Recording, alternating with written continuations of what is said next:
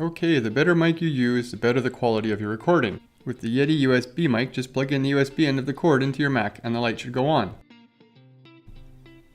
Be careful not to push the button or it will be muted and all of your efforts will be for naught. Continually press the Command key while tapping the spacebar to open up the Spotlight search. Type in QuickTime until it appears and hit Enter. You should now be in QuickTime. You might not know unless you look at the top right though. Select File and New Audio Recording. Now we see this. Select the drop down, check you are using the proper mic. In our case, it is the Yeti. Okay, so now we see this. I'm actually doing a screen recording, obviously, you can see this. Up here, we see this little circle with a little rounded square in it.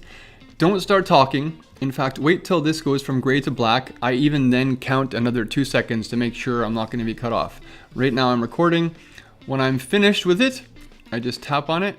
Make sure you save it in a place you'll know where to find it with a name that makes sense. For example, I save this one in a movies folder with the title QuickTime because it's a screen recording about QuickTime, which makes sense. I should be able to find that whenever I need it again.